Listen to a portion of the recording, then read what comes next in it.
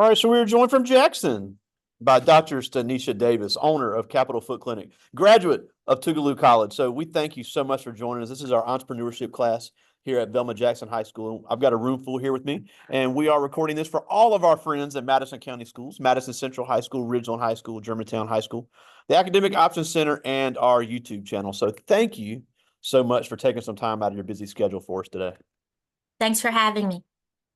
All right, so before we get into what all it is you do as a business owner, just give us a little bit of background because I think it's important to talk about your education. I'm a huge fan of the things going on at Tougaloo College, and I know you went there. And just talk about your educational background at Tougaloo, and then going on to med school. Okay. Well, actually, I'm a Mississippi Delta girl. I was born and raised in Greenville, Mississippi, and I attended the Catholic school, Our Lady of Lourdes, and St. Joseph High School there. Upon graduating in 2000 from St. Joseph, I was compelled to go to Tougaloo because of my familial history.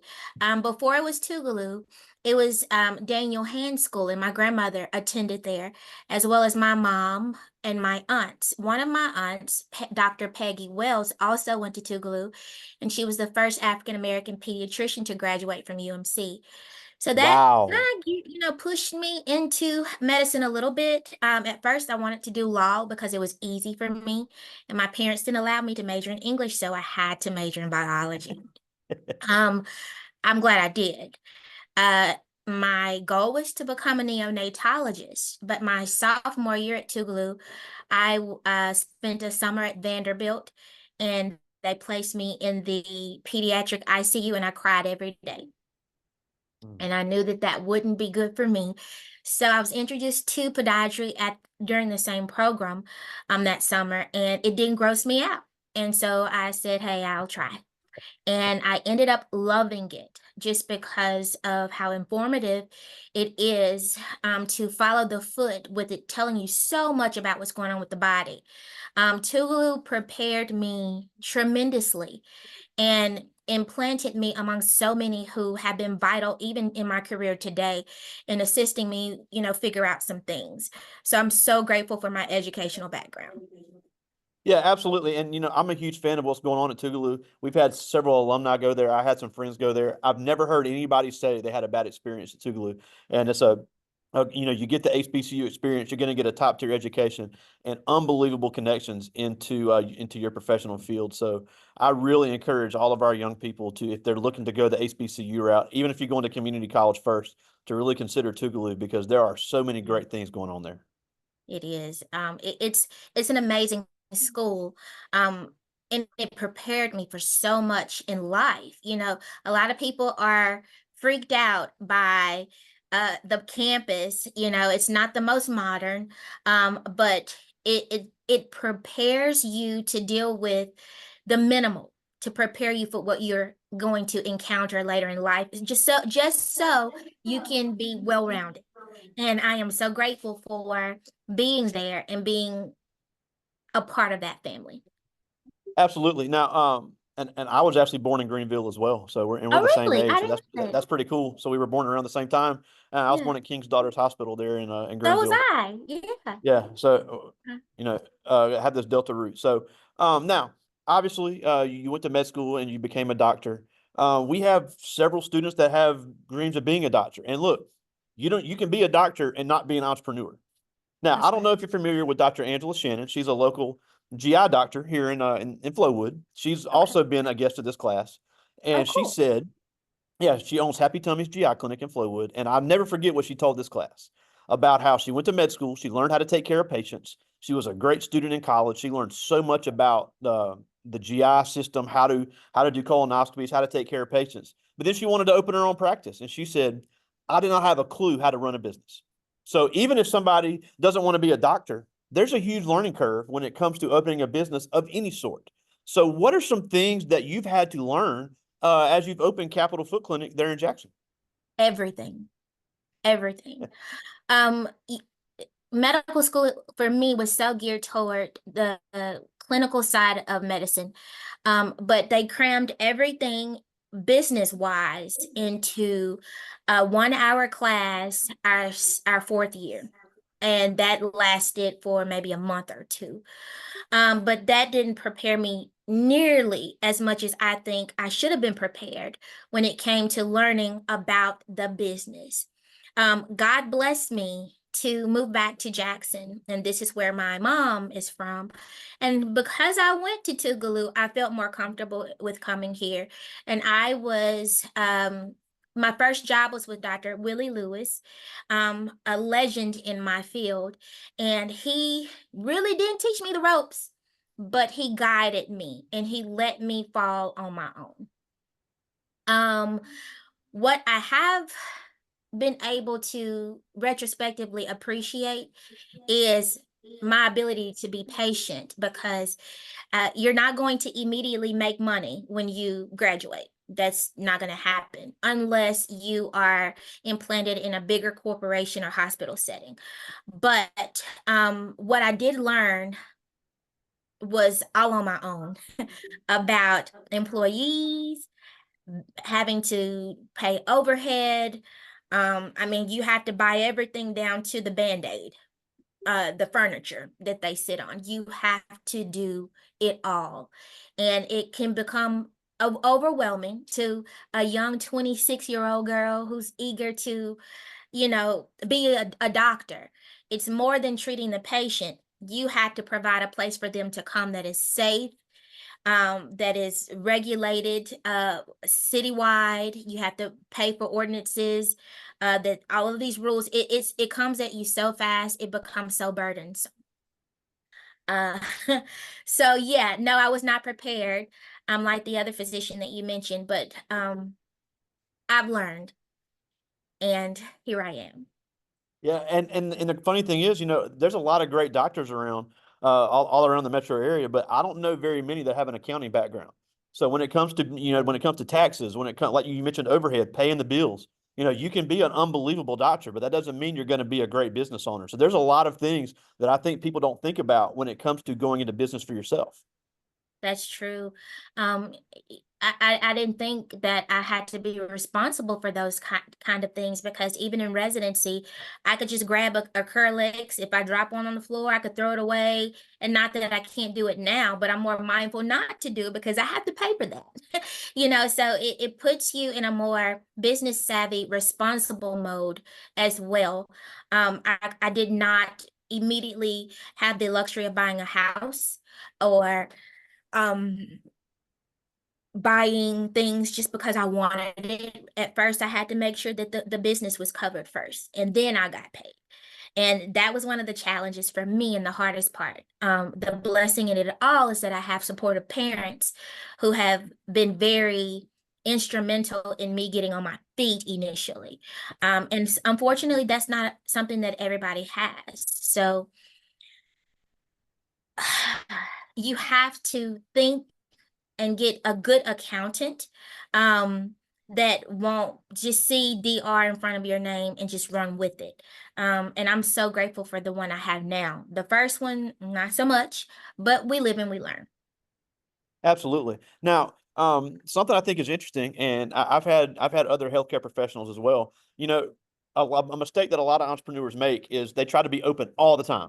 They're open 7 days a week and they work themselves to death. But you did a good job, I think, of you're only open at certain times because you don't have you don't have just hundreds and hundreds and hundreds of patients that have to fit in all the time. I think it's important for people to know their target market. So tell us how you came up with that strategy to be open just the days you are. The hustle. So Dr. Lewis was not open on Wednesdays. And so I started out in doing wound care. That's where my background is based, in foot wound care. And so I started off by going over to Baptist and working Wednesdays at Baptist. And then I was asked to come to CMMC wound care. So I did that on Mondays. And that allowed me to build my patient load.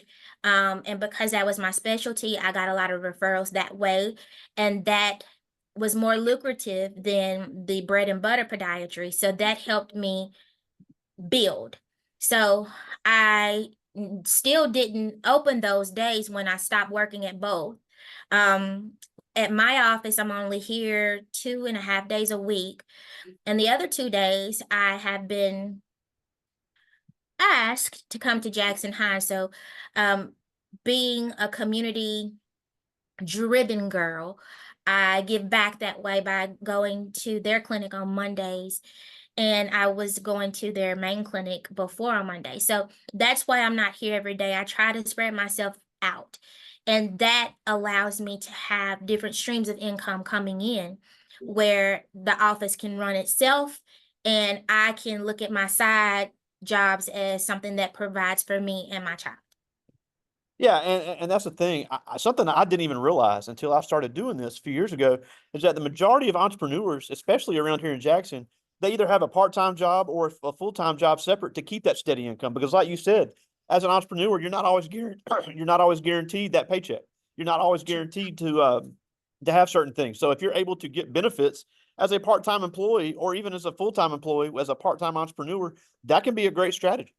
That's right. That's right. And you have to realize in medicine, a lot of times insurance controls things.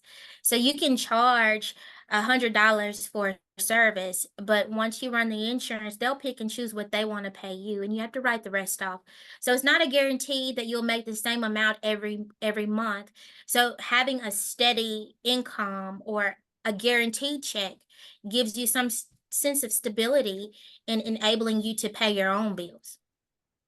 So Absolutely. that's where I just I'm a workaholic, but I take my rest. Usually on Wednesday afternoons, I'm chilling, but my patient load is so long and my next opening isn't until November. So I find ways to make the clinic open for patients who immediately need to be seen. And so that's why I'm here today.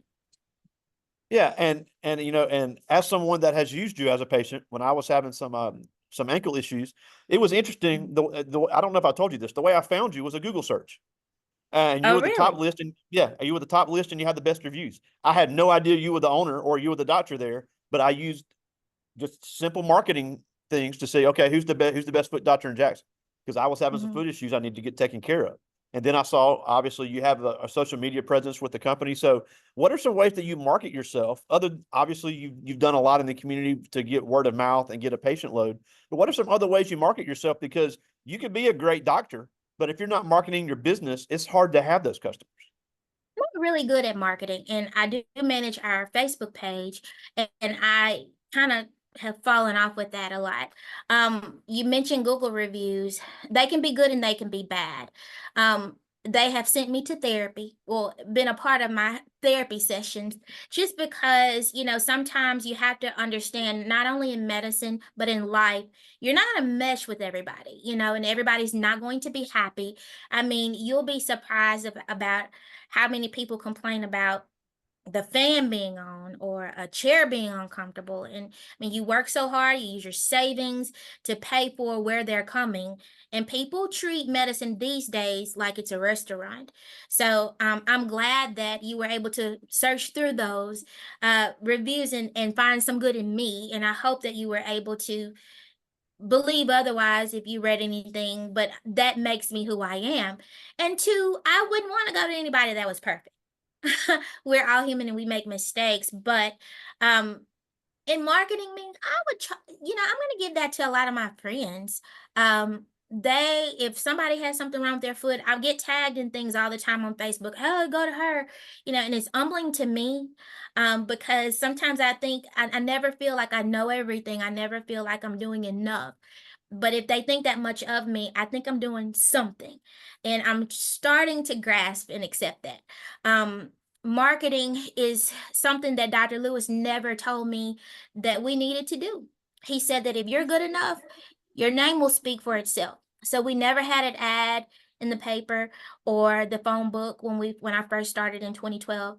We never got a billboard. It was all word of mouth. And I think it's all about how you treat people and caring for people and listening to them.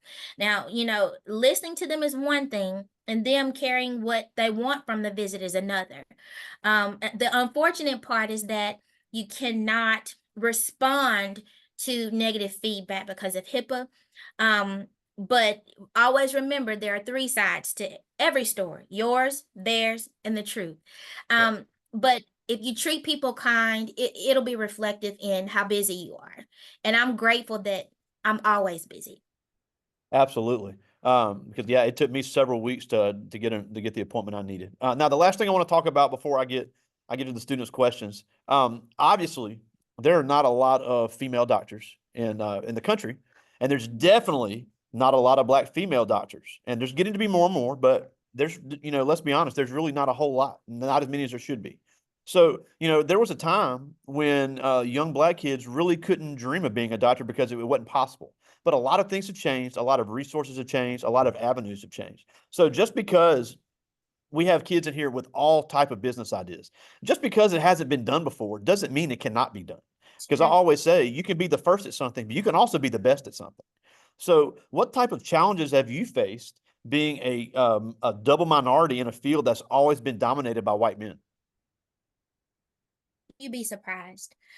One of the most disheartening things that I've had to face being a black female doctor is having someone call and ask, is the doctor colored? Is the doctor a woman? And then they'll hang up. I've all, being, you said there were only two challenges. There are three. Being in the South, a woman and a Yeah, physician. Those are big things. And I've had patients come back and they're like, oh, I thought you were a man. And I've seen the respect come from nurses and ancillary staff that was revered higher for a male physician than for me. And sometimes it's even harder for people to follow orders from someone younger and being a woman. Those are challenging situations that I've had to deal with, even in a workplace setting on my hustle jobs. How I handle that, I pray a lot, and like I mentioned before, I go to therapy. Because there have been so many times where I have just said, hey, I don't have to do this. I don't, because I'm not really getting paid millions of dollars, here. So why am I? But it's all, if your intent is pure and you're here for the people, then it will be reflective in how long you stay. It's mhm, not that I don't have another choice. It's just that I choose to be here for mine. And there are so many who are misguided because they don't trust where they're going. And for them to see somebody that looks like them, somebody that cares about them, I think that matters. And that's why I'm absolutely, here. Mhm. I hope absolutely. that answers the question. No, that was great. That was great, and I think that's a great perspective because, like I said, everybody in this class, even though I don't think I've talked to all of them, I don't think anybody's really expressed a desire to be a doctor. But they've given me some interesting business ideas, and there may not be anybody that looks like them that has done it. That doesn't mean they can't be great at it. That's true. And being in the business aspect of it, y'all can make a ton of money just guiding lost people like Stanitia Davis moving back from Mississippi, from Cleveland, Ohio, not knowing where to go, not knowing what building to choose, what area to immerse herself in. I mean, there are so many ways that you can assist and not feel intimidated just because this person has a terminal degree. You could be just as instrumental in their success just by knowing the ropes that they were never introduced to. Absolutely. So entrepreneurial wise, I think that would be a really good idea. And just to help with startups. Absolutely. Well, Mhm. I do have some questions from the students. I'll get to as many of these as I can. Okay. I love this first one. This is Robert Branson. He's a senior, one of our football players here. And he asked, out of all the variety of doctor specialties, what made you focus on feet? I won't get attached to anybody's feet and it won't make me cry. Remember I told you I wanted to be a neonatologist and I cried every day. I was mad because the parents weren't coming to see the patients. I would cry because some of the patients would die. I was just a mess. But when it comes to podiatry, I would feel better in saying, hey, I got to cut this off for you to survive, other than telling a family member, hey, he didn't make it. Because I'd be sitting there crying with them. And there have been a couple situations where I have had some cancer diagnoses that I noticed first. that kind of put me in an emotional bind, but that's why I chose podiatry. Because I have two aunts. One, both had passed away. One had rheumatoid arthritis, the other diabetes, and both of those diseases manifest themselves in the foot. And I was like, Wow. hey, I could help a lot of people just by noticing this first and going and sending them where they need to go. And that really drove me to this career. Absolutely. And then, and obviously I'm not a medical expert, but if you did notice something with cancer, that's something you could refer to an oncologist, and you don't That's have right. to have those hard conversations about end of life care and things like that. But That's it right. does make you feel better knowing you put them in the right hands. Correct. I like this one. This is Terry Thompson. He's also one of our football players. And he asked, was it hard finding your accountant and other employees? Was it hard? Finding your accountant and other employees. Yes. Especially after COVID, because nobody wants to work. Finding my accountant, I inherited it from another physician, and he was not as astute as I would expect him to be. And so I had to end up paying a lot of money back to the IRS until I was introduced to the one I have now who was on it. And hey, what do you do here? Why did you do this? And that is something I'm grateful for.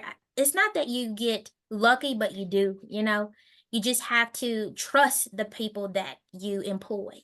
But finding an accountant wasn't that bad for me. Employees, yes, because you had to beg them to come to work. And then, one will just say, hey, I'm not coming back anymore and tell you the night before, and you just have to figure it out. So it's a challenge, but here I am. This is Caden Williams. Also, we got a lot of football players in here. There's another football player. He asked, have you ever in your mind feel like you've made a mistake in your career choice? Yes, yes, absolutely. Um, there have been times where I said I should have just been a nurse anesthetist, where I can just sit there, put people to sleep, and leave, and have an 8 to 5, and not have to pay $10,000 a year for malpractice. I'll just be laying on a physician to sign off for me. There have been many times I felt like. Yeah, and it really is one of those things, you have to look, you've talked about all the people you've helped. You know, there's pros and cons to every type of business, but when you can look back and think of the people that you've saved or given a better quality of life, I would think that would really make it worth it, despite all the Yeah, hard times. right. This is Destiny Smith. She's a senior, and she asked, "What is the biggest challenge you have faced business-wise?" Not getting paid. The first 2 years, I encountered the worst billing company ever. That kept telling me that I wouldn't get paid because I was new. Maybe you should take out a loan. And remember, nobody told me how it works. So they weren't submitting my claims. So for 2 years, thank God for Tougaloo, I had the best of friends who, hey, one of them paid my car note one time, one of them paid my rent. Aside from my parents helping me, my first 2 years were a struggle until I was introduced to a billing company that knew what they were doing. So that was my biggest challenge. Absolutely. I got time for one more. This is Shirai Luckett. He's in 10th grade, and he asked, "What are the challenges someone would face when they're pursuing a medical career?" I can tell you one of my challenges has been standardized tests. I'm not the best in that. I have what OCD, ADHD, all of those alphabets. And so sitting there for that long and paying attention, that was really a challenge for me. Um, as well as not feeling good enough. Even now that I have achieved this huge accomplishment of being a physician, I have imposter syndrome, where I always feel like I'm not doing enough. And so, what I would encourage you to do is not to listen to somebody else's challenge and compare yours to theirs. I think the biggest thing that will get you through, if you're a praying person, is to pray and to also keep going. You will fail, but keep going. If you stop, you'll never know what it meant or what it would cost you to try. So if you just challenge yourself to keep going, and even if it costs you a semester to sit out, don't stop. That's it. Absolutely. Well, we're almost out of time, and we thank you so much for taking some time for us. I know Oh, you've got a no crazy busy problem. schedule. But before we I, go, first of all, tell us where to find your clinic and everything online. Okay, so we're located at 953 North Street in the Baptist area, off of State and Fortification. On Facebook, we're Capital Foot Clinic, as well as Twitter. I don't even tweet anymore. But sometimes I will, send out some pearls, foot pearls, advice, but never do we give medical advice via social media. But if you have any other questions, Mr. Pigo, did I say your name right? Agate. Peggy. My bad. I should have asked you. Feel free to email them to me if they have any other questions, because we're out of time. Yeah, and the last thing before we go, like I said, I have kids all the time talk about how they want to go into business for themselves. Why Mhm. should they really consider getting into a business that maybe nobody else has done, just being the first one of their background to do it? That's why, because you're the first to do it. And if it's never been done, that doesn't mean that it's impossible. You're just the smarter one to think of it first. And you never know how far it'll catapult you to the next level. So if you're thinking it, try. Put in the work, put in the time, perfect the craft, and see how God works it out for you. Absolutely. Well, again, we thank you so much for joining us, Dr. Stanitia Davis, owner of Capital Foot Thank Clinic, you. right there in beautiful Thank Bellhaven, you right for off having Fortification. me, and good luck in all of your academic endeavors. Have a good year. Bye bye. All right, thank you. Talk to you soon, Uh huh. buddy.